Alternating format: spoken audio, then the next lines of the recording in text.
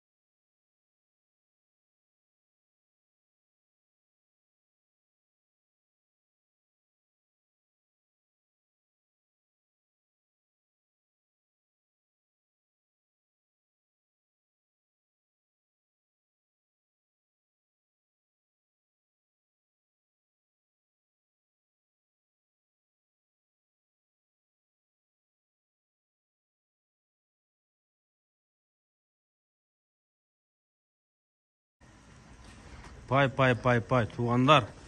Мұны қатар тізіліп чөп жеп атқан уйлар не десеңіздер. Анда mesela туғандар, ассаламу алейкум. Бүгін біз сіздерге Үсіккөл жергесінен салам жолдайбыз. Біз Үсіккөл облысының Үсіккөл районындағы Чоңөрүктү деген айылға келдік. Мына ушул айылда белгилүү бір фермер бар. Бұл фермердің қоросында, тағырақ айтқанда фермасында асыл тұқым уйлар қармалады. Азыр біз сіздерге Монбельярд породасындағы уйларды көрсөтүп беребиз. Эгерде сіздер дагы мына ушул уйду жаңы угуп, кызыгып жүргөн болсоңуздар, мына ушул видеоду соңуна чейин көрүңүздөр. Сатыла турган мына ушул уйлардын балдары бар, бооз кунажындары бар, жаңы туума кунажындары бар туугандар. Мына ушундай биздин чыгарылышты аягына чейин көрүңүздөр. Азыр мен сіздерге мына ушул Монбельярд породасындагы уйлар боюнча маалымат берем. Бул порода Европада Франция өлкөсүндө селекциялык жол менен келип чыккан. Негизги түпкүрү симментал породасындагы уйлар жатат. Башка уйларда аргындашылып чыгарган. Булардын багыты эт жана сүт багытында. Булардын мүнөзү өтө жоош, бири-бирине жөнөкөй, сүйкүмчүл, өтө кыжыркандуу эмес. Мына өзүңүздөр дагы фактически байкап атасыздар. Булар болсо мурун 1-2 жыл мурун мына ушул ферма Чехиядан алынган. Булар чешский линия. Мына ушул уйлар. Бул жерде 30 баш чоң уйлар бар буйруса. Монбельярдтын балдары. Мына биркалары менен. Бул 2 жылдан бери мына ушул коrodо туруп төлүн алып келет. Мына ушул уйлардын төлүн алам десеңиздер, анда месе видеоду соңуна чейин көрүңүздөр.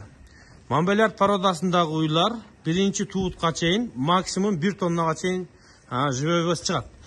Булар ет дагы, сүт дагы бере турган өтө биздин азыркы заманыбызга, мындайча айтканда, ет, сүт өндүрүшүбүзгө өтө пайдалуу процесс тез жүрө турган породалардын бири.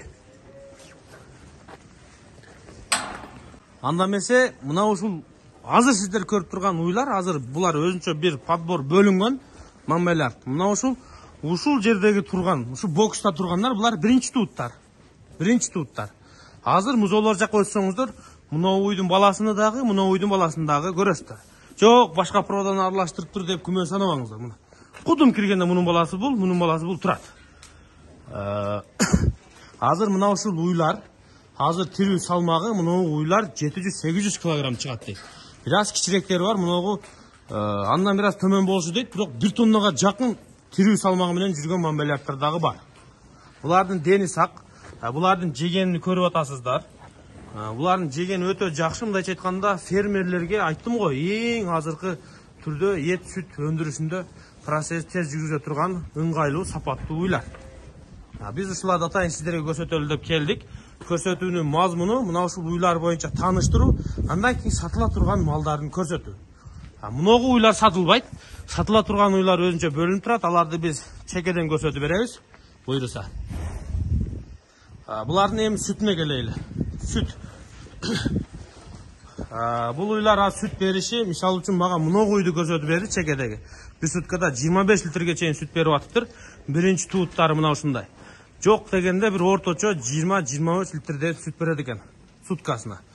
Булардын букалары канча тонна чейин чыгат десеңиздер, 1 жылда канча, 2 жылда канча тоннага чыгат, 1,5 жашында канча тоннага чыгат дегендей суроолоруңуздар болсо, интернеттен көрсөңүздөр болот. Бул жерде биз сиздерге жалаң ургачыларын көрсөтүп атабыз. Тегин сүт желинин көрдүңүздөрбү? Мына ушундай экен да. Өтө жакшы экен. Бири-бирин сүзбөйт.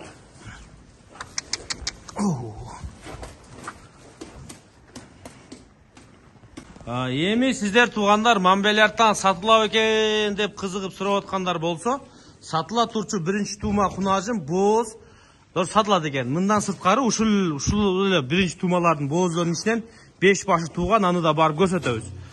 Мен мамбелярд алам, бооз керек, кунажым жашынан десеңиздер, сатыкка мына ушул мамбелярд породасында кунажымдарды коюптур. Буйруса сиздерге насип кылса, мына ушул фермага келип, ушундай сапаттуу уйларды алып көрүңүздөр. Мына жоошугун айтыңыздар. Жем талашып сүзүшпөйт. Сук эмес. Биздин уйларды билесиздер, жайдай уйларды. Жем төксөң жанындагысын 2 метр алып жоготпойт.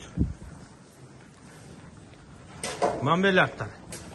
Мамбелярд боюнча биз сиздерге толук маалыматты бердик. Баягы айттык элек. Булар эт багытында да, сүт багытында да мыкты порода. Негизи интернетке кирип мамбелярская порода деп издесеңиздер, орусча толук маалыматы чыгат. Бул кайсы жылы каяктан чыккан, биринчи жылы биринчи туумасына чейин канча килограммга чейин жетет, биринчи туумасында канча литр сүт бере баштайт, кийин канча салмакка жетет, тирүү салмакка, кийин канча литр сүт бере баштайт. Ошол боюнча породанын толук нускамасы жазылган. Негизи интернеттен көрүп та толук билсеңиздер болот. Мына ушу сатыла турган бооз кунажындардын арткы тараптан көрүнүшү. 3, 6, 9, 10 баш. Тетиги жакта бир жашы бар экен, 1 жаштык. Ошону да алсаңыздар болот. Моундай чоң биринчи туумалар. Азыр бул жерде 10 баш тизилип турат, 5 башы тууган. Аларды да барып көрсөтөбүз. Негизинде мына ушул мамбелярдтар сатылат. Экран астында номерлерге чалып, мунун мисалы мунун баасы башка, мунун баасы башка да. Ошон үчүн чалып сиздер сүйлөшүшүңүздөр керек. Мынагы бооз жем жеп аткан 10 баш кунажың канча болот деп сурайсыздар. Анан тет жагыңдагы бооз тууган биринчи туумалар канча болот, 5 музоолу деп аны да сурайсыздар. Сатыла турган 5 саан уй бар экен. 5 саан уйду биз сиздерге көрсөтүп беребиз. Биринчи туума. Булар өтө жоош. Азыр көрөсүздөр. Дойкага биринчи саан, биринчи туума уйлар кадимгидей жөнө туруп атат. Могу дойка, сүт кетип атат. Өтө жоош уйлар. Мына мамбелярдтар. Эгер кимдеки саан уй музоосу менен алам дегендер болсо, мына ушул уйларды келип көрсөңүздөр болот. Мына жериндери өтө сонун. Буларды айтты, 1 сааганда, 1 суткасында эмес, 1 сааганда 8 литрден 10 литрге чейин сүт берип атыптыр. Биринчи туумалар. Мына ушул 5 баш уй бүт барышын саадырат экен.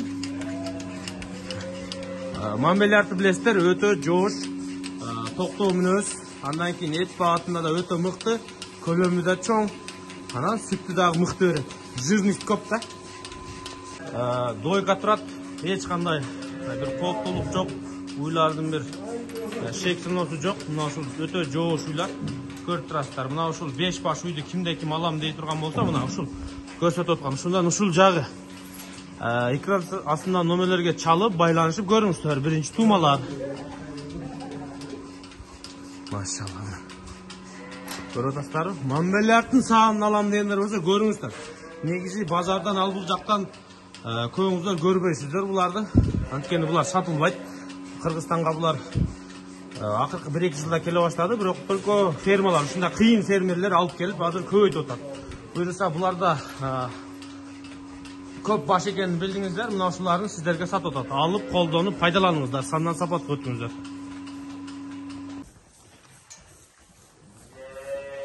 Мына чешки мамбелярдын музоолору туугандар. Бул жерде эркек ургач чарылаш экен. Бул жерден дагы өзүңүздөр келип, эркек ургачына сатып алсаңыздар болот. Бүт баары тең мына бир кас менен энелерин көрүп, дароо сатып алсаңыздар болот. Мамбелярд породасы боюнча биз түшүндүрмө бердик, өзүңүздөр көрдүңүздөр. Эгер чоң үйдү сатып алганга кудурет же чөнтөк жетпей жатса, мына ушул музоолорду дагы бир чектен көрсөңүздөр болот экен. Азыр бул жерде 2 музоо башка породада экен, калганы бүт мамбелярд. Эркек ургач аралаш. Сүттөн чыккан экен. Сүттөн булар чыккан экен. Мына 2 айдан 4 айга чейинкилер. Буйруса сиздер мына ушул торпокторду алып баксаңыздар, 1 жылдан кийин мына чоң үй болуп калат буйруса. Мына жаткан жери негизи асыл тукум ферма мына ушундай болот да. Фермерчилик ушундай болуш керек, бүт шарт болуш керек. Мына кирип жатат экен, ары бери болуп жатат. Иншалла.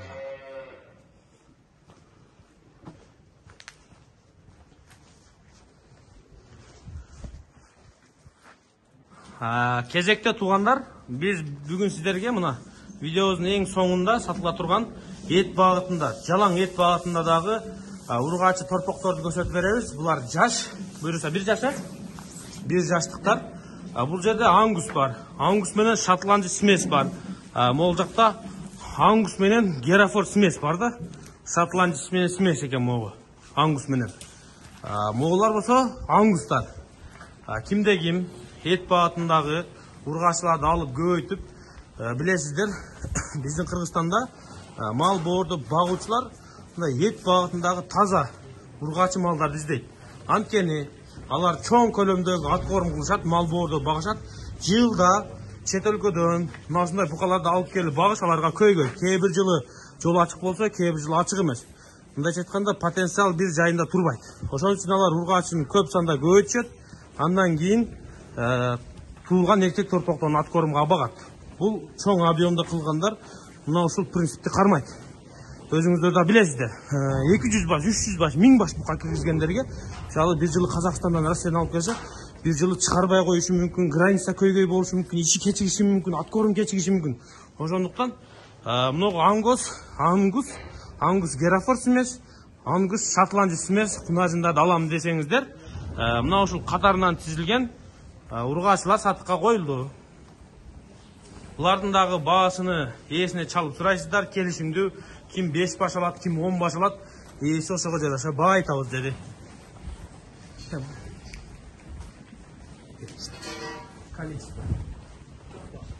40 баш экен, 40 баш. Канчасы ангус? Канчасы ангус? Бир эсептеп коюңчу ангустарны.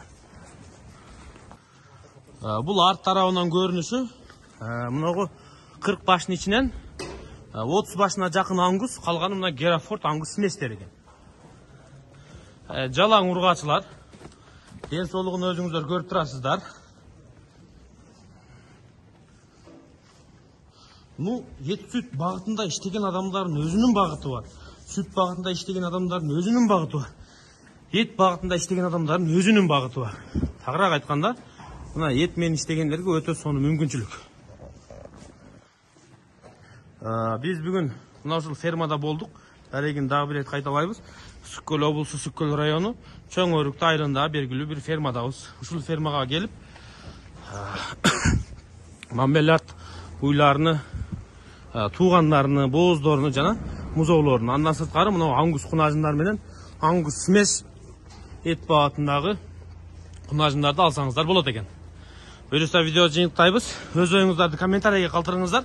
Мына мен чет өлкөдө иштеймин же айылда мал келимди сатып сандан сапатка өтөйүн дедим эле, ат корумга өтөйүн дедим эле десеңиздер, мына ушул өз оюңуздарды жазып кетиңиздер жана дароо чалып байланышыңыздар.